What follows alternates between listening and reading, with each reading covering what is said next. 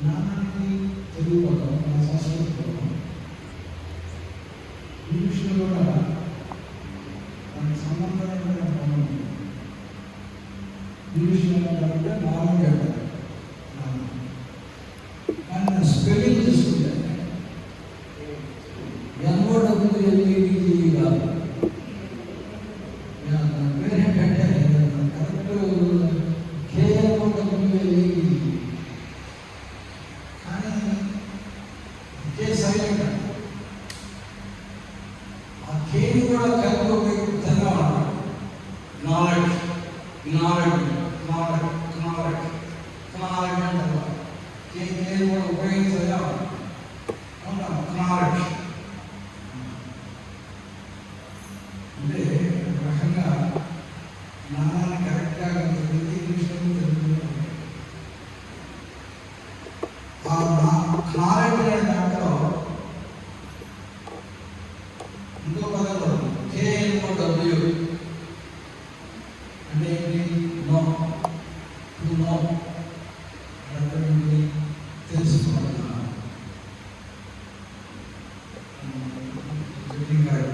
అలా తెలియని దాన్ని తెలుసుకుంటే దాన్ని నాలెడ్జ్. అయితే తమాషా ఏంటంటే ఒక చిన్న ఉంది, ఆ చిక్కని తీసుకొచ్చి మనం నేర్పిస్తాం. పాటలు నేర్పిస్తాం, నేర్చుకుంటాం. అంతకుముందు చిన్న దగ్గర ఆసక్తి లేదు, కానీ బయట నేర్పిస్తే నేర్పిస్తే నేర్పిస్తే తీసుకుంటాం. కానీ అన్నిటికంటే గొప్ప జీవి అయినటువంటి మానవులలో చాలా పరిపూర్ణమైనటువంటి ఆ విశ్వశక్తి అనేది పరిపూర్ణంగా ఉంది. అంటే నీలోనే ఆ దైవతత్వం అంతా ఉంది. నువ్వే భగవంతుడు.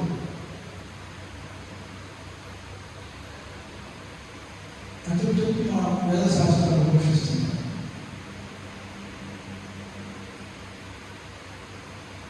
అసలు ఈ విశ్వంలో ఉన్నటువంటి ఎంత జ్ఞానం అయితే ఉందో అది ఎవరికి తెలుసు?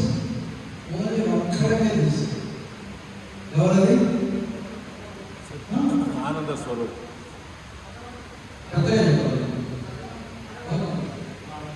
దైవాన్ని ఒక్కడికి తెలుసు. ఈ ప్రపంచంలో ఉన్నటువంటి జ్ఞానం కూడా ఒక్కడికే తెలుసు. మళ్ళీ వేదాలు ఏం పోషిస్తున్నాయి?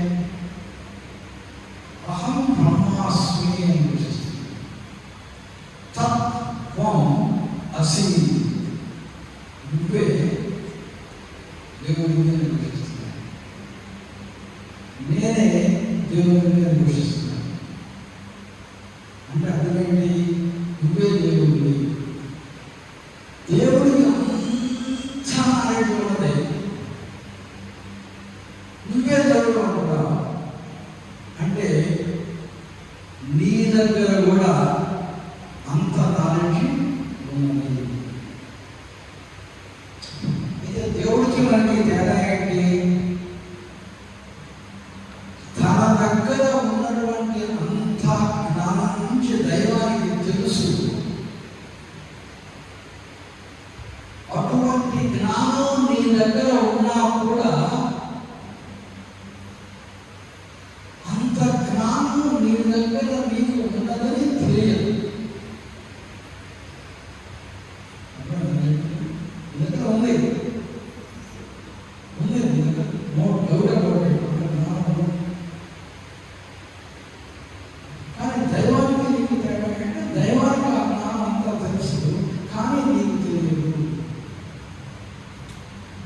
దానికి ఎట్లా చెప్పాలంటే ఎగ్జాంపుల్, నేను 40 ఏళ్ళకి మెడికల్ కాలేజీకి మెడిసిన్ చదువుతున్నాను. నా దగ్గర మెడిసిన్కి సంబంధించి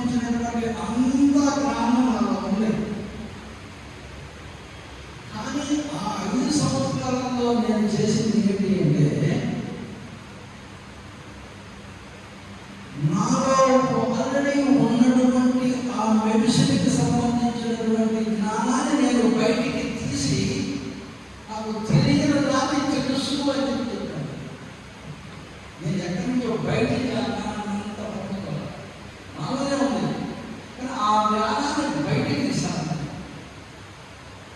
కొంతమంది ఇంజనీరింగ్ ఉన్నారు, ఇంజనీరింగ్ జ్ఞానం నాకు ఇంజనీరింగ్ లోపల ఉంది, కానీ నేను ఆ జ్ఞానాన్ని అందుకనే ఇంజనీరింగ్కి సంబంధించిన వరకు నేను అజ్ఞానిని.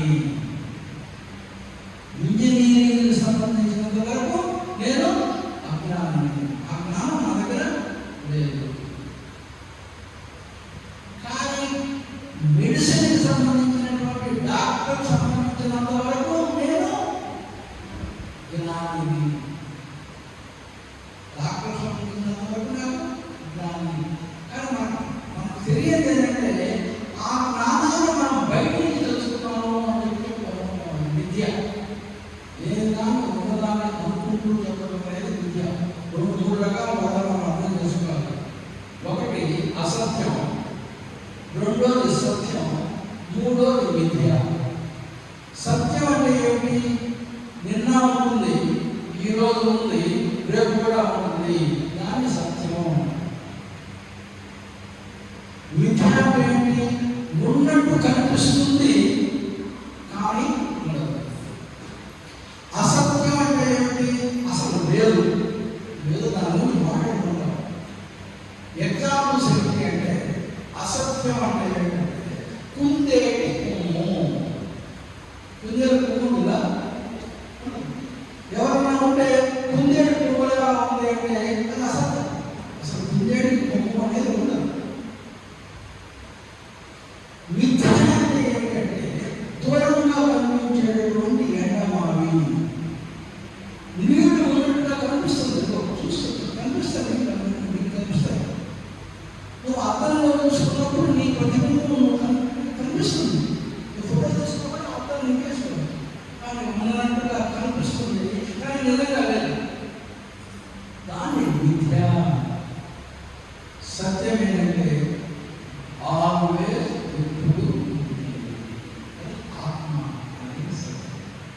అదేవిధంగా ఈ జ్ఞానం కూడా మానవునికి పరిపూర్ణమైనటువంటి జ్ఞానం అందరికీ ఉంది.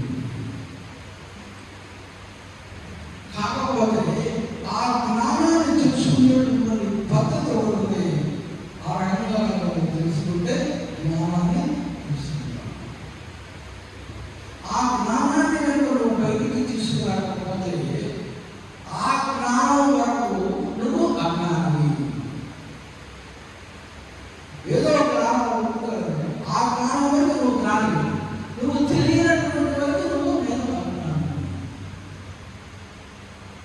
కాబట్టి ఏ జ్ఞానం అయితే నువ్వు తెలుసుకోవాలనుకుంటున్నావు ఆ జ్ఞానం తెలియకపోతే అంతవరకు నువ్వు అజ్ఞాని. అంతే. నేను పొగడగా అజ్ఞాని చెప్తాను.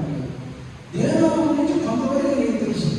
నీకు తెలిసినంత వరకు నువ్వు జ్ఞాని. నీకు ఏ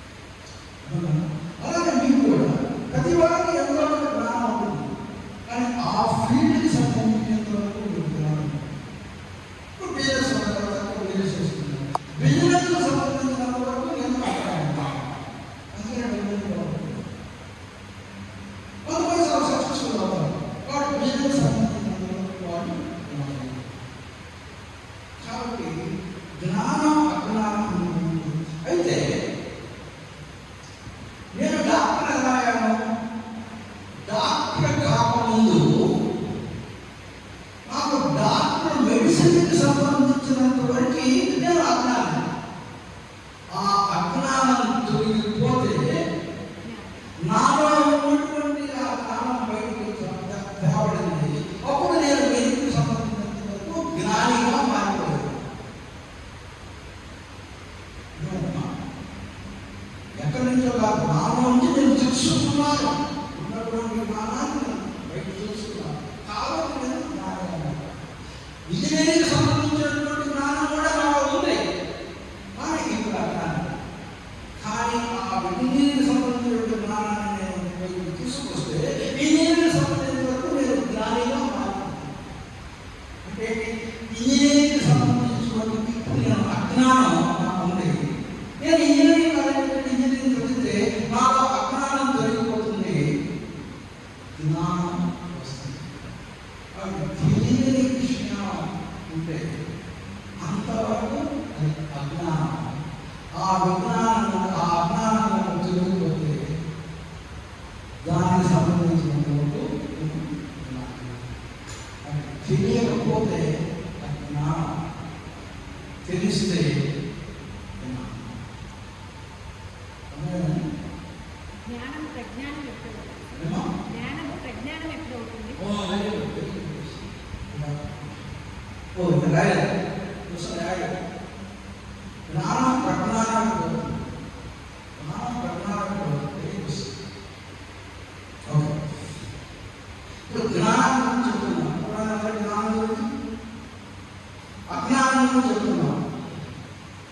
అయితే నెక్స్ట్ క్వశ్చన్ ఏంటంటే విజ్ఞానం.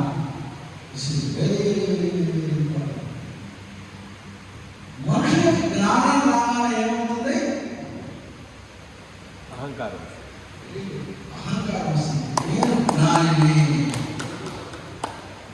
నాకు తెలుసు, మీ అందరికీ తెలియదు. నేను చెప్తాను, మీరు వినండి. నేను చెప్పేవాడిని, మీరు వినేవాడిని.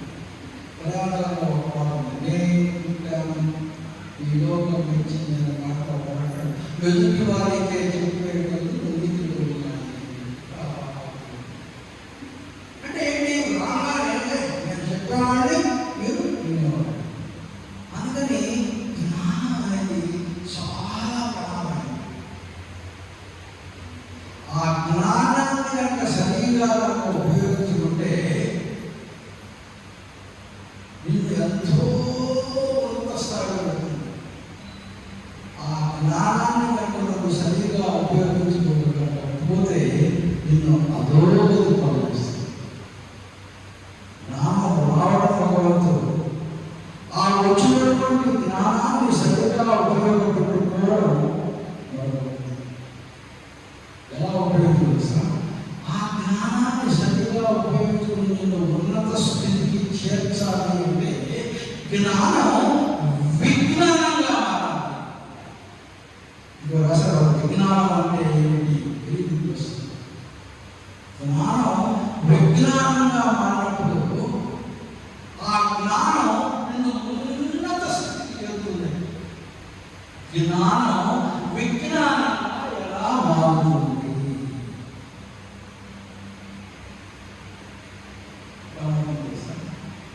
ఎప్పుడైతే జ్ఞానానికి వినయాన్ని జోడించావో అప్పుడు జ్ఞానం విజ్ఞానం. ఆ జ్ఞానానికి వినయాన్ని జోడించినప్పుడు ఆ జ్ఞానం విజ్ఞానం అవుతుంది. ఎప్పుడైతే ఆ జ్ఞానానికి గర్వాన్ని జోడించావో నువ్వు జ్ఞాని అయినా కూడా అజ్ఞానాంధకారంలోకి నిన్ను తీసుకుంటుంది. అందుకని వినయం వినయం వినయం అంటే చాలా ఇంపార్టెంట్. నాకు ఎలా తెలిసిందంటే నిన్న వర్షం రావాలంటే నేను గుంటూరు నుంచి అది వశిష్ఠ కడుతున్నాను ఎక్కడో విష్ణులో అక్కడికి 3.5 గంటల సేపు వెళ్తూ ఉన్నాం. మేము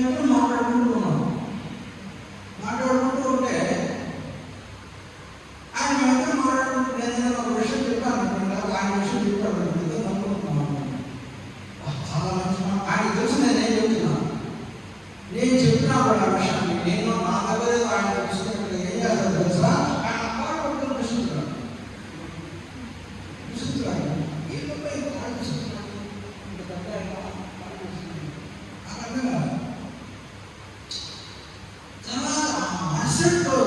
విజయవాడలో ఉండగా 2 days కావాలని ముందు మానస సభలో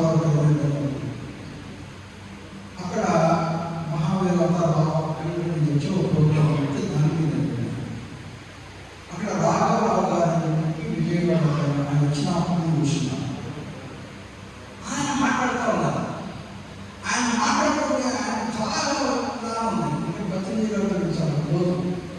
నేను ఒకసారి ఎవరండి కాబట్టి పత్రిజీ గారికి చాలా క్లోజ్ ఉండే చాలా ప్రయాణాలు చేశారు. ఆయన మధ్యలో పెడితే మాకు ఆయన పక్కన కూర్చొని మాట్లాడే కూర్చుని అదృష్టం మనకు పెట్టింది. ఆయన మధ్యలో మాట్లాడుతూ విషయాలు చెప్తూ నా వైపు చూసి మళ్ళీ నా ఏందబ్బా నేనేమో లక్ష్మణ గారు మాట్లాడుతున్నారు, ఈయనేమో వీరు మాట్లాడుతున్నారంటే నేను రెడీ. ఏం సార్ ఏమన్నా ఈ కాళ్ళు పెట్టుకుని వదలడం ఏదైనా విషయం ఏంటంటే అది ఎవరు చేసేవాళ్ళు తెలుసా అండి, పత్రిజీ గారు చేసేవాళ్ళు.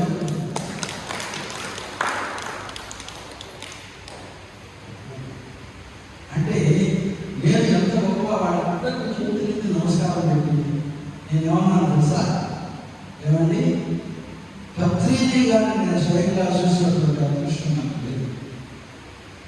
కానీ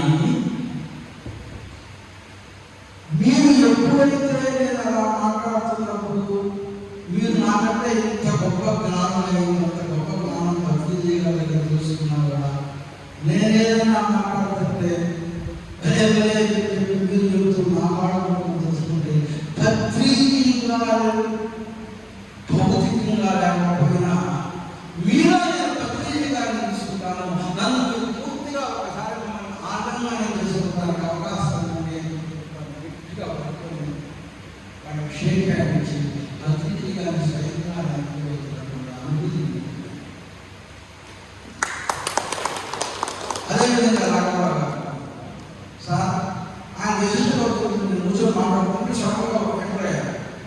అందరూ కూర్చొని సడన్గా కూర్చొని నేను అనుకున్నాను ఉంటాను కాబట్టి నేను లోకల్ ఎమ్మెల్యే వచ్చాను అంతే.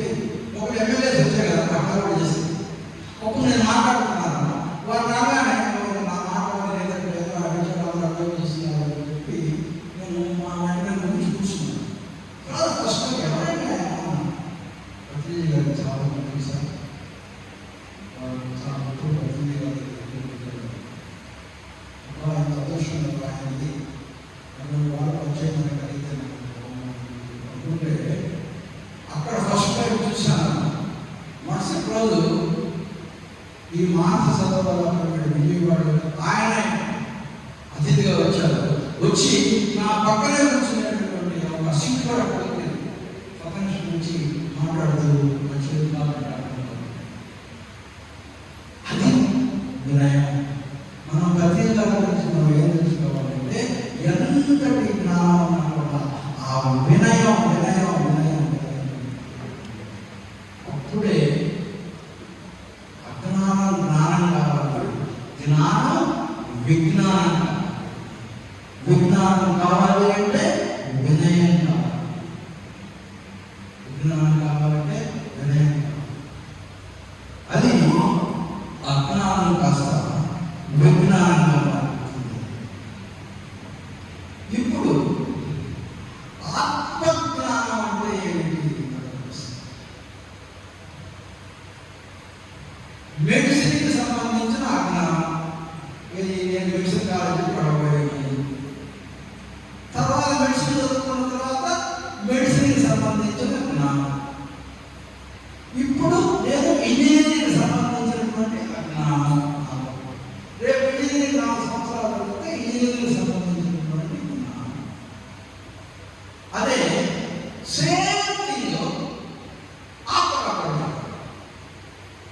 ఆత్మ గురించి మనకు తెలియనంత వరకు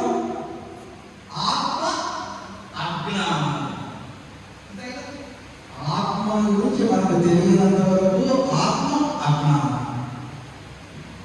ఆత్మను గురించి మనం తెలుసుకున్నాము, దాన్ని ఏమంటారు? ఆత్మ జ్ఞానం.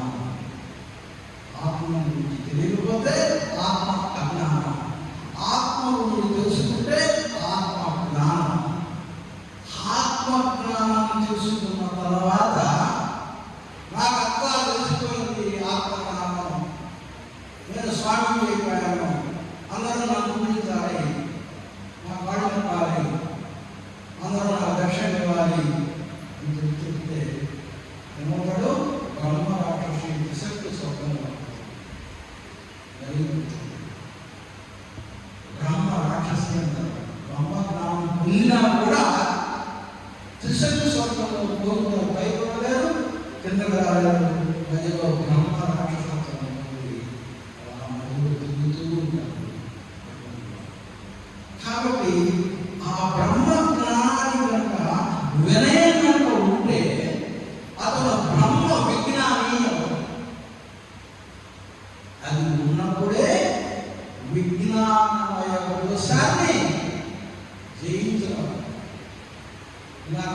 జ్ఞానమయ కోశం అనగా దాని పేరు పెట్టారు విజ్ఞానమయ కోశం అని పెట్టారు.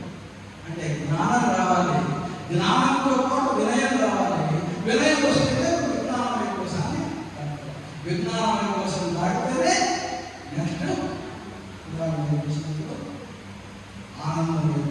వెళ్ళాలి. అంటే మీకు విజ్ఞానం కావాలి, విజ్ఞానం కావాలంటే వినయం కావాలి, వినయంతో పాటు ఏం కావాలి? జ్ఞానం కావాలి, జ్ఞానం కావాలంటే ఏం చేయాలి? అజ్ఞానం కలగాలి, అజ్ఞానం కలగాలంటే ఏం చేయాలి? స్వాధ్యాయం చేయాలి. సరిపోతుందా? సజ్జన సామర్థ్యం కూడా క్షీణించుకొని అటువంటి వాళ్ళందరూ ఏ రకంగా వినయాన్ని ప్రదర్శిస్తున్నారో చూసి మనం కూడా అటువంటి విజ్ఞానాన్ని ప్రదర్శించినప్పుడు మనం విజ్ఞానమయ కోశాన్ని దాటి సమాజ స్థితికి చేరి ఆ పైన కైవల్య స్థితికి రావడానికి అవకాశం. ఇప్పుడు మీరు అడిగారు చాలా మంచి ప్రశ్న, ప్రజ్ఞానం అంటే ఏమిటి? ప్రజ్ఞానం అంటే ఏమిటి సార్? ఇప్పుడు అవుతుంది ఫస్ట్ ఫస్ట్ సైకిల్ ఎవరైనా కొత్తగా సైకిల్ నేర్చుకుంటారు. కొత్తగా సైకిల్ నేర్చుకుంటాం ఎక్కగానే పెడతాం. ఇప్పుడు అంతవరకు వాడికి సైకిలింగ్కి సంబంధించినటువంటి అజ్ఞానం ఉంటాడు. ఆ పిల్లవాడు ఏం చేస్తాం? పైన కూర్చొని ముందు చూస్తుండాలి, బ్యాలెన్స్ చూస్తుండాలంటే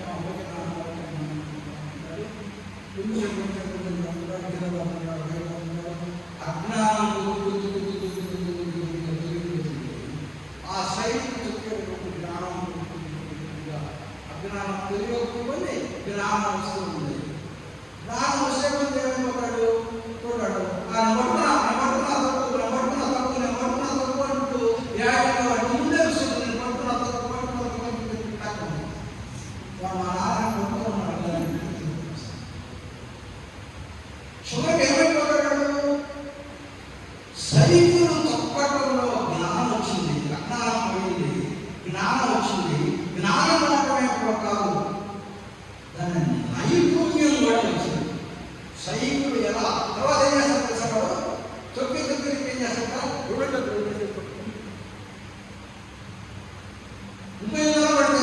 రెండు చేతులు కాదు, రెండు కాళ్ళు ముందు పెట్టి రెండు చేతులు పెట్టి దీన్నేమన్నారు? ప్రావీణ్యత సంపాదించాడు. సైకిల్ తొక్కడంలో ప్రావీణ్యత సంపాదించాడు, సైకిల్ తొక్కడంలో నైపుణ్యాన్ని పొందాడు. ఇప్పుడు నైపుణ్యం లేదు. అజ్ఞానం, జ్ఞానం, జ్ఞానం తర్వాత ప్రజ్ఞానం. కాబట్టి ప్రజ్ఞ అంటే కౌశల్యం. ప్రజ్ఞ అంటే కౌశల్యం అంటే స్కిల్. ఒకసారి చూడకుండా ఆటోమేటిక్గా చేయగలిగితే మనం దాన్ని ప్రజ్ఞ. ఎప్పుడైతే మనం పొందినటువంటి జ్ఞానాన్ని కొంతవరకు ఏం చేయాలి?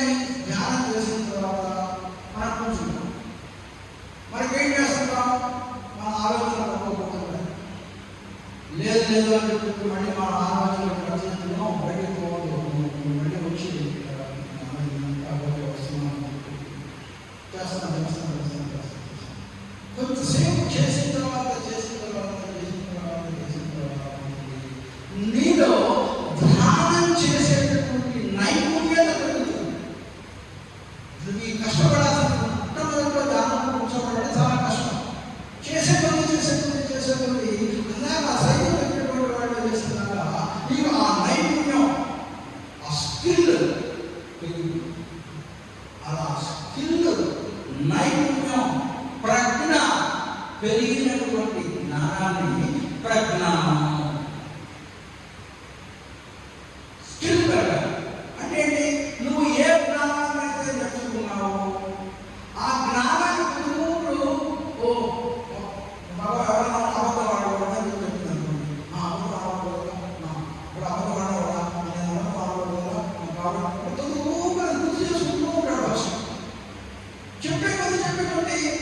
మనస వాచ కర్మణ అసలు వాడు అబద్ధం అనేది అసలు అబద్ధాన్ని మనం మర్చిపోతాడు.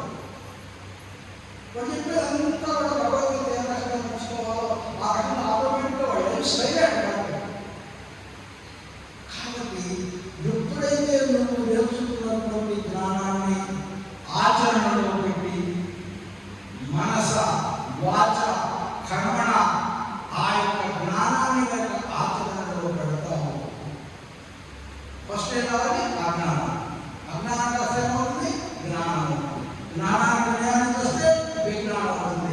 ఆ విజ్ఞానాన్ని పొందిన విజ్ఞానాన్ని ఆచరణలో పెడుతూ మనస వాచ కర్మణ ప్రవేశిస్తుంటే అది ప్రజ్ఞానం. అందుకనే వేదాలు ఎవరంటే ప్రజ్ఞానం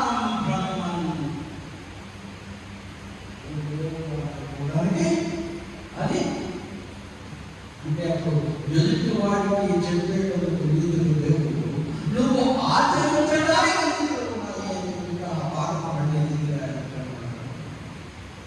దాన్ని ప్రజ్ఞానం. ఇప్పుడు ఆత్మజ్ఞానానికి కాలానికి సంబంధం ఎవరండి ప్రశ్న లేదా? ఆత్మజ్ఞానానికి కాలానికి సంబంధం. ఆత్మజ్ఞానం అంటే ఎవరండి? కంప్లీట్గా ఆత్మకు సంబంధించినటువంటి ఆత్మకు సంబంధించినటువంటి జ్ఞానం మొత్తం నాకు కనుక తెలిసినట్లయితే నేను ఎవరిని? ఇంజనీరింగ్ సంబంధించినటువంటి జ్ఞానం మొత్తం నాకు తెలిసిందంటే నేను ఎవరిని? ఇంజనీర్. ఆత్మకు సంబంధించినటువంటి జ్ఞానం మొత్తం నాకు తెలిసిందనుకోండి నేను ఎవరిని? ఆత్మ. ఆత్మ అంటే ఎవరు? అంటే ఆత్మ జ్ఞాని ఎవరు? అహం. అందరూ కూడా ఆత్మజ్ఞాని అంటే ఎవరు? దైవం. దైవంతో సమానమే కాదు, దైవమే. సమానం అంటే రెండు వస్తాయండి, నాతో రెండు సమానం, రెండు వస్తాయి, రెండు కాదు ఒకటే. ఆత్మజ్ఞాని అంటే ఎవరంటే దైవమే. దైవానికి కాలానికి సంబంధం ఏంటి? అసలు దైవం అంటే ఎక్కడ ఉంటాడు? అసలు దేవుడు ఎక్కడ ఉంటాడు? దేవుడు ఎలా ఉంటాడు అని మనం ఎలా అర్థం చేసుకోవాలి? దేవుడు ఎక్కడుంటాడు? దైవ తత్వాన్ని మనం ఎలా అర్థం చేసుకోవాలి? ఎలా ఊరుకోవాలి? దేవుడు ఒక మనిషి ఎక్కడో ఉంది, మనం తీర్చి ఎక్కడో ఉంది, మనం తిట్టాలని మనం అడిగే ప్రశ్నలన్నింటినీ రాసుకొని ఒక్కొక్క అనుకుంటాడా? లేదు. ఇప్పుడు మనం అనుకుంటాం మన దేవుడు తిట్టాడని తెలిసి ఒక ఫోటో పెట్టుకొని ఈయన దేవుడు అంటాం. ఆ ఫోటోలో ఫోటో పొగ వస్తుంది. ఇది ఎక్కడ వస్తుంది? మనం వేరే అవకాశం. కానీ నువ్వు దేవుడివి, ఆత్మజ్ఞాని, దైవం. అసలు దేవుడు ఎలా ఉంటాడు? డైరెక్ట్గా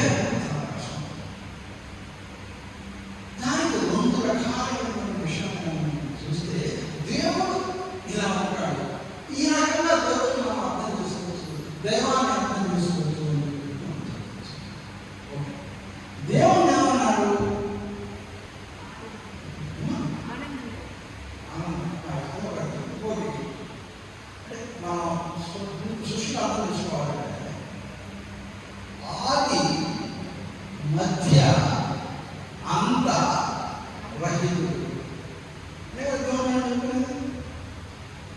అంటే దేవుడు ఎప్పుడు పుట్టాడో మనకు తెలియదు. ఆది తెలియదు, అంత ఉంటాడు దేవుడికి. అంతం ఎక్కడో తెలియదు. ఆది అంతం తెలియదు, ఇంకా మధ్య తెలుస్తుంది. ఆది మధ్య అంత రహితుడు దేవుడు. మరి దేవుడు ఆది మధ్యాంత రహితుడు అంటే మనం ఎలా అర్థం చేసుకోవాలి అంటే, ఈ యొక్క సృష్టిలో ఆది లేకుండా, అంతం అనేది లేకుండా, మధ్య అనేది లేకుండా ఇంకేదైనా ఉండదా? ఉంటే, ఒకవేళ ఉంటే దేవుడు ఎక్కడున్నాడు? దేవుడు ఆది మధ్య అంతరం అంటే ఆది లేకుండా ఎక్కడుంటాడు? అంతం లేకుండా ఎక్కడుంటాడు? అసలు ఆది లేకుండా మధ్య లేకుండా అట్లా దేవుడు కాకుండా ఇంకా ఈ విశ్వంలో ఆది మధ్య అంతం లేకుండా ఏదైనా ఉన్నదా? అవునా చెప్పగలరా? ఒక దేవుడు కాకుండా ఇంకా ఏదైనా సరే ఉందా?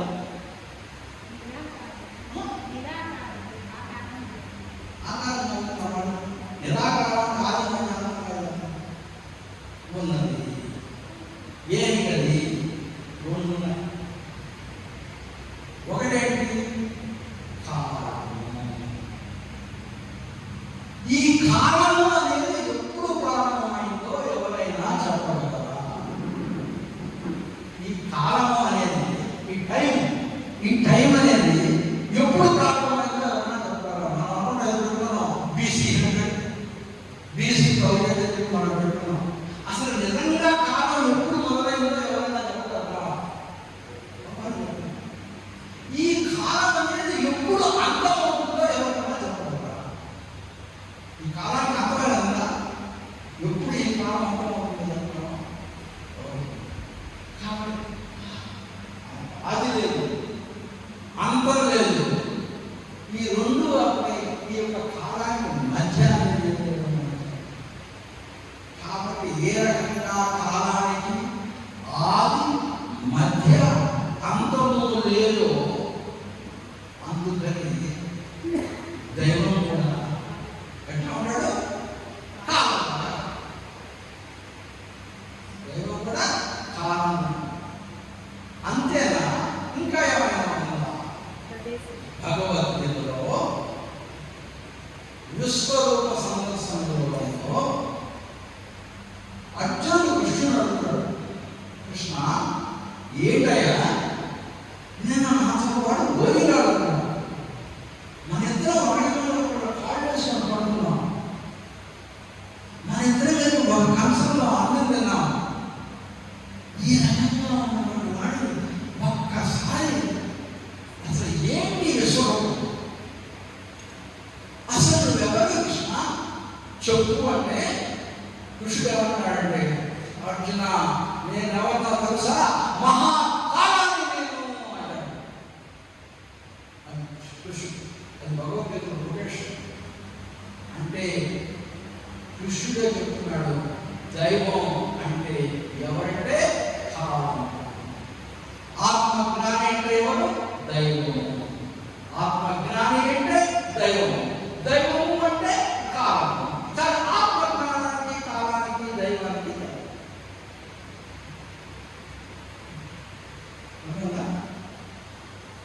ఇప్పుడు ఇంకొకటి ఏమైనా ఉందా?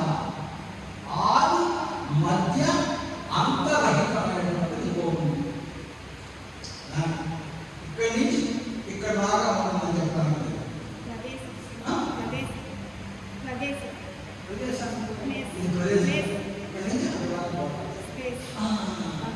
స్పేస్, ఆకాశం. ఆకాశం ఇక్కడి నుంచి ఇక్కడ దాకా ఉంటుంది. ఆకాశం చెప్పగలరా? ఈ భూమి మనం అంటున్నాం ఆకాశం, భూమి మీద కాదు. మనం భూమి మీద తిన్నాం. భూమి ఎక్కడ ఉంది? ఆకాశంలో ఏడాడుతూ ఉంది. మనం అనుకుంటాం భూమి మీద ఉన్నాం, యాక్చువల్ ఎగురుతూ ఉన్నాం. ఆకాశంలో భూమి ఉంది.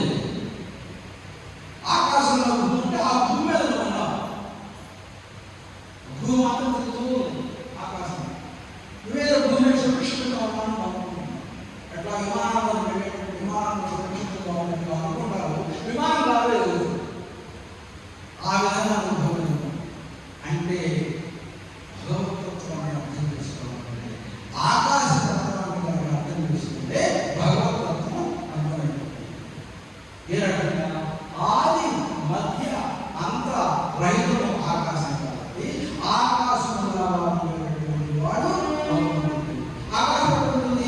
ఎక్కడ వెళ్ళినా ఆకాశం లేని చూపుకుంటూ అదే విధంగా దైవం లేని చోటు అంటూ అందుకనే ప్రహ్లాదుడు ఇందువల్ల వేదన సందేహం మనకు శక్తి ఎందుకు వెతికిన అందందే రామవాక్ని ఉంటే దాని ప్రూఫ్ కానీ దేవుని ఆకాశం ద్వారా మనం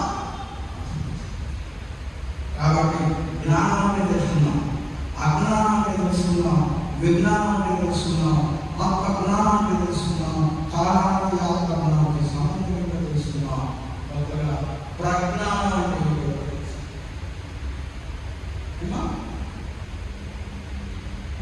అర్థమైందా? ఇంకా ఏమైనా క్వశ్చన్స్?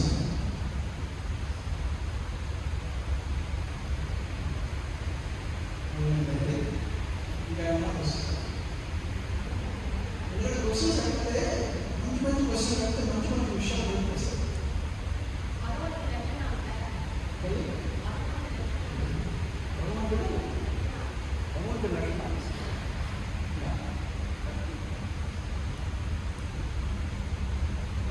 భగవంతుని లక్షణాలు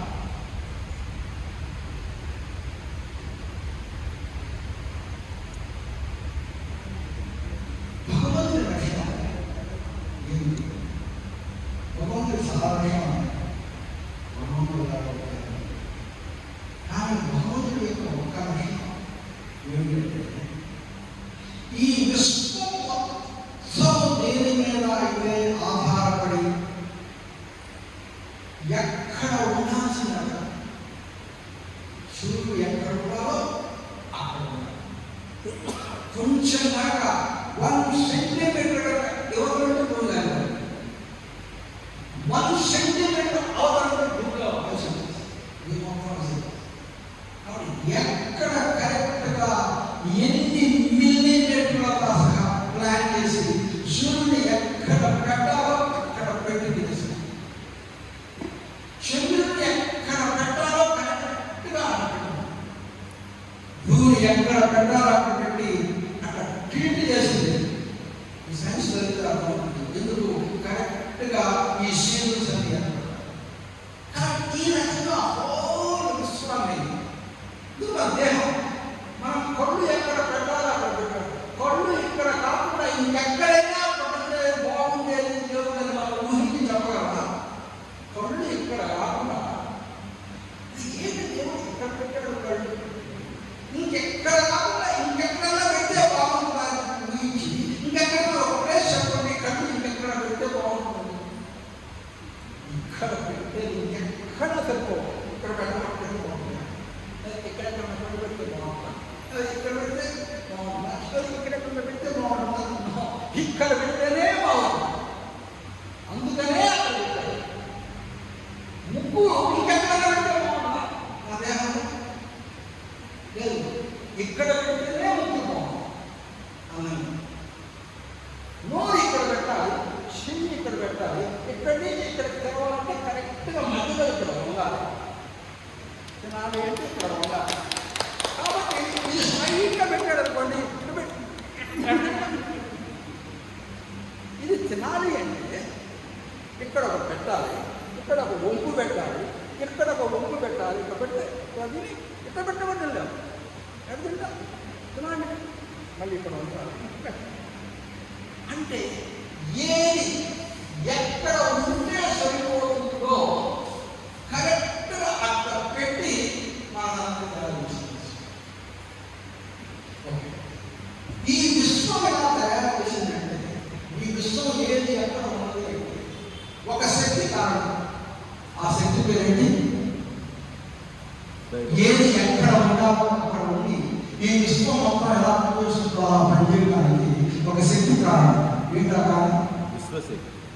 విశ్వశక్తి అంటే మనం రోజు చూసే శక్తి. సూర్యుడు, ప్రకృతి, ఆకర్షణ శక్తి. అంతే కదా, సూర్యుడికి మనకి ఆకర్షణ శక్తి ఉంది, చంద్రుడికి మనకి ఆకర్షణ శక్తి ఉంది, భూమికి ఆకర్షణ శక్తి ఉంది. అన్ని విశ్వానికి మొత్తం కూడా ఆకర్షణ శక్తి మీద విశ్వం మొత్తం ఎక్కడ ఏది ఉన్నారో అక్కడ నిలబడి పనిచేస్తుంది. ఆకర్షణ శక్తి. ఈ ఆకర్షణ శక్తి అనేది ఒకటే దైవం. ఆ శక్తి వల్ల ఈ విశ్వం మొత్తం పనిచేస్తుంది.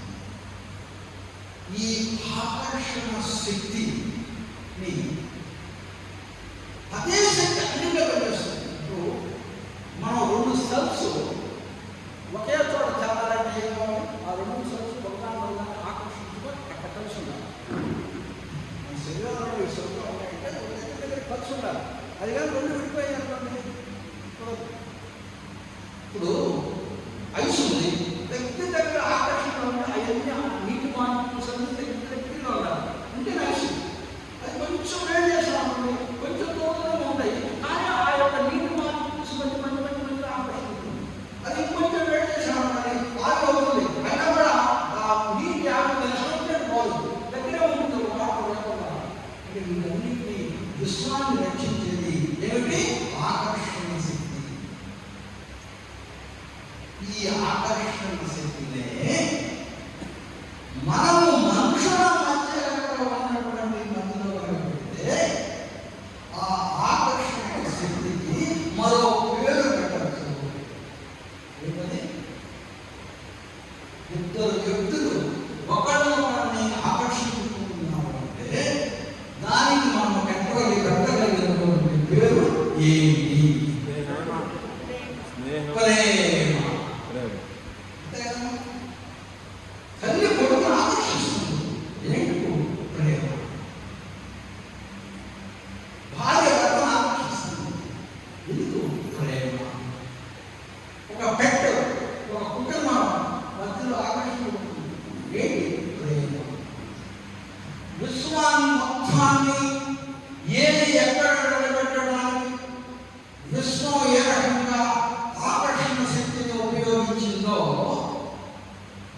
ఈ మానవ జాతి మనుగడంతా ఒక సుదీర్ఘ కుటుంబంలాగా మానవ జాతి మొత్తం ఉన్నది అంటే అది నిలిపేది ఒక్కటే. ఏమిటది? ప్రేమ.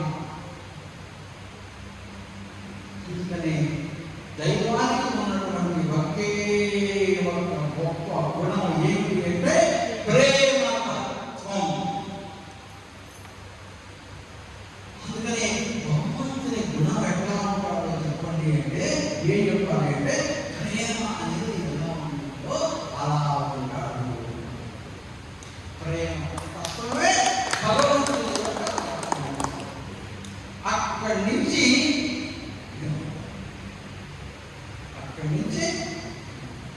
అయితే ఆ ప్రేమ ఎలా ఉండాలి అంటే ఎటువంటి ప్రేమ ఉండాలి? నిస్వార్థమైనటువంటి ప్రేమ. అది అండమే. ప్రేమ వేరు, ఆకర్షణ వేరు. ప్రేమ వేరు, ఆకర్షణ వేరు. ఒక అబ్బాయి అమ్మాయి ప్రేమించుకుంటున్నారంటే అది ప్రేమ కాదు, ఆకర్షణ. కానీ ఏముండాలి? ప్రేమ. అదే అమ్మాయి బ్రహ్మాండంగా ప్రేమిస్తున్నారు ఇద్దరు. సులువు లేక నేను సినిమాలో పాటలు సులువు లేక నేను లేక నువ్వు లేవు, నువ్వే నేను నేను నువ్వు నేను నేను నువ్వు లేచో ఈ జగమే లేదు అన్నారు. కానీ ప్రేమించిన 3 నెలలకి ఆ అమ్మాయికి ఏదైనా సరే వంట చేసేటప్పుడు ఫైర్ యాక్సిడెంట్ జరిగి కొంచెం నూనె మొహం మీద పడి మొత్తం మొహం కాలిపోయింది. ఇప్పుడు వినేసారా? నేనేదో అనుకున్నాను. అప్పుడు అన్నాను, ఏది ప్రేమించింది? నీ దేహాన్ని ప్రేమించావు, నీ మనసుని కాదు. నువ్వు నిజంగా ప్రేమించిన వాడు అయితే అది ప్రేమ కాదు. మొహాన్ని చూసి నువ్వు ఆకర్షిస్తున్నావు. ఆకర్షణ వేరు. ఫస్ట్ ఉండేది ఆకర్షణ, అదే మనుషుల మధ్య ఉండేది ఉల్లాసం ప్రేమ. ప్రేమకి ప్రియత్వాన్ని అర్థమైందమ్మా. భగవంతుని యొక్క తత్వం ఏంటి? ప్రేమ తత్వం అక్కడి నుంచి వస్తుంది. ప్రేమకి ప్రియత్వాలు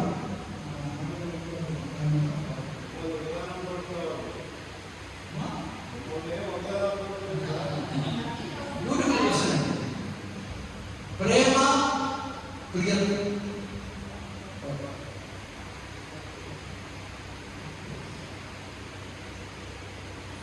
ముందు ప్రియత్వం అంటే ఏంటంటే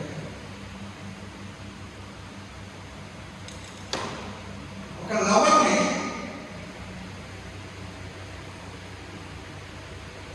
లవర్ ఏమనిపిస్తాడు? ప్రియా అనిపిస్తుంది. అంతేగా? లవర్ ఏమనిపిస్తుంది? ప్రియతమా అనిపిస్తుంది. ప్రియా ప్రియత ప్రియా ప్రియత అంటే ఏంటంటే తర్వాత ఇద్దరు ఇద్దరు లెటర్స్ రాసుకునేవాడు. ఏమైనా రాడు, నా ప్రియమైన నాన్నకు నాకు ప్రియమైన భక్తులు అంటే ప్రియా అంటే అర్థం ఏంటంటే అర్థం ఇష్టమైన. ప్రియమైన అంటే దాని అర్థం ఏంటి? ఇష్టమైన. అంటే నాకు ప్రియమైన ఆహారం ఏమిటి? మిరపకాయ బజ్జీలు. నాకు ప్రియమైన ఆహారం మిరపకాయ బజ్జీలు. ఐ లవ్ మిరపకాయ బజ్జీలు. నాకు మిరపకాయ బజ్జీలు అంటే ప్రేమ. ఎందుకు? నాకు ప్రియమైనవి, నేను ప్రేమిస్తున్నాను. ఎందుకు ప్రేమిస్తున్నాను?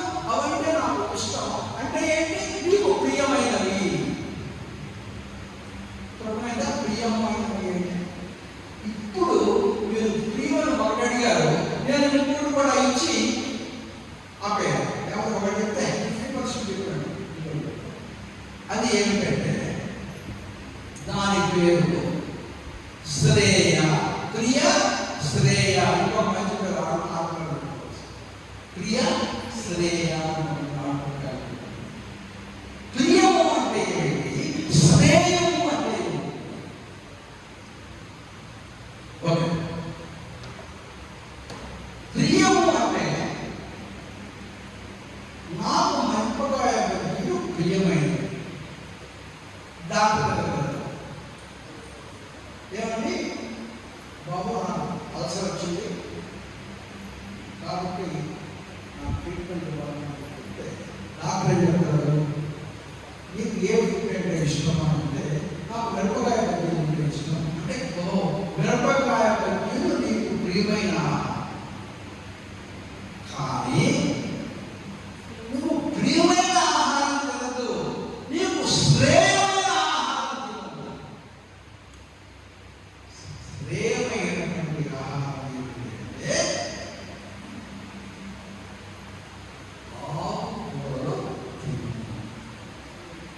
అది నీకు శ్రేయమైనటువంటి అంటే శ్రేయమైనటువంటి ఆహారము ప్రియమైనటువంటి ఆహారం కానవసరం. ప్రియమైన ఆహారం వేరు, శ్రేయమైనటువంటి ఆహారం. శ్రేయమైనటువంటి ఆహారం ఏంటి? నీకు ఏది అయితే మంచిదో, నీకు ఏది తింటే నీకు నీ యొక్క మానసిక ఆనందం, శారీరక ఆనందం ఇవన్నీ వస్తుందో అవి నీకు శ్రేయమైనవి. అలా కాకుండా నీ ఇంద్రియాలు ఏవైతే కోరుకున్నాయో, పంచేంద్రియాలు ఏవైతే కోరుకున్నావో వాటి కనుక నువ్వు కనుక తినాలని అనుభవించాలని కోరితే అది నీకు ప్రియమైనది.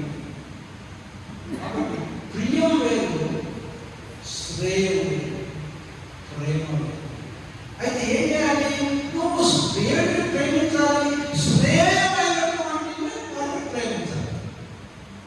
ప్రియమైనటువంటి వాటిని ప్రేమించకూడదు, శ్రేయమైనటువంటి దాన్ని ప్రేమించాలి. అందుకనే భగవంతుని నువ్వు కోరుకున్నప్పుడు నీకు ఒక గొప్ప కోరిక ఏంటో తెలుసా?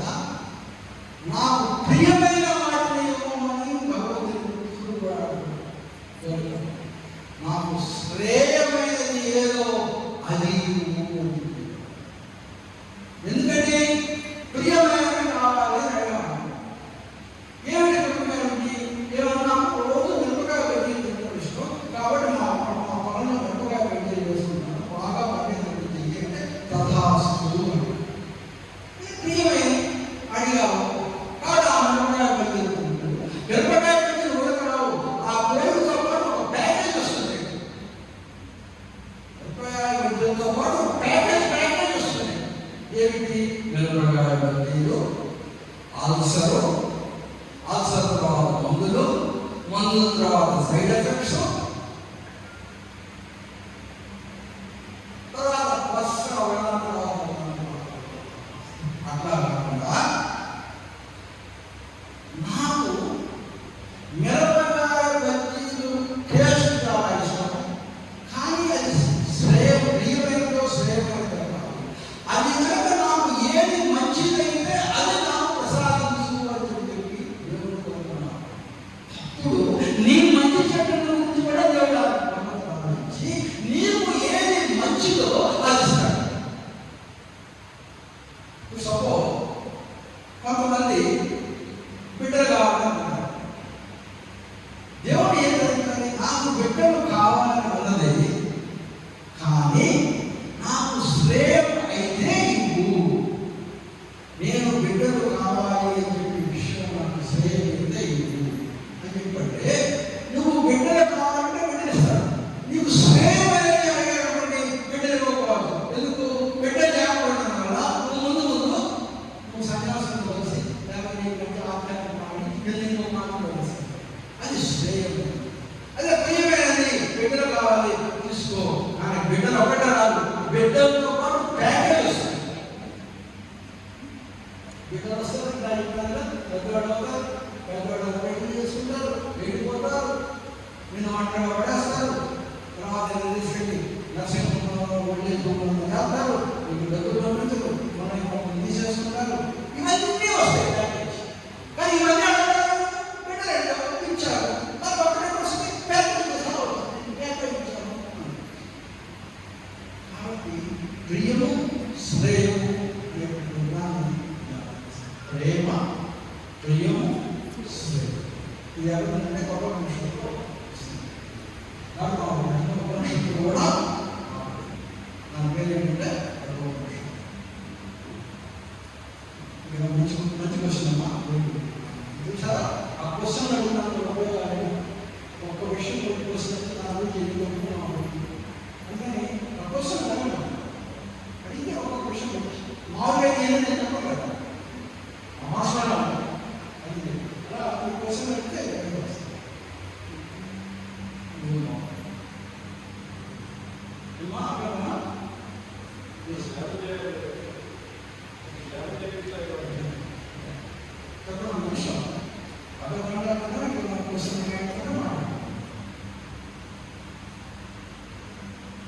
మంచి క్వశ్చన్ అడిగారు. నాకు చాలా సంతోషం, చాలా మంచి క్వశ్చన్. మీరు అడిగిన క్వశ్చన్ మంచి మంచి విషయాలు బయటపడి ఇంకా క్వశ్చన్స్ లేకపోండి అంటే మొహమాటం. మంచి క్వశ్చన్ లేదు, చెడ్డ క్వశ్చన్ లేదు, అన్ని క్వశ్చన్లు మంచిపోయాయి. కాబట్టి ఏంటంటే ఇది కూడా ఏమంటున్నానంటే ఆ క్వశ్చన్ బట్టి నేను ఏదైనా కొంచెం మంచి మాటలు చెప్తాను, పై కావాల్సి. అందుకని మీరు ఆ క్వశ్చన్ నిర్వహించాలి.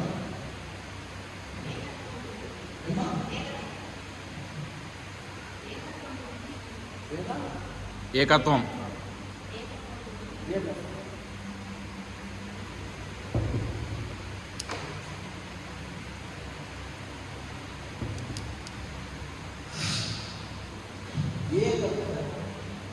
ఏకత్వం అనేది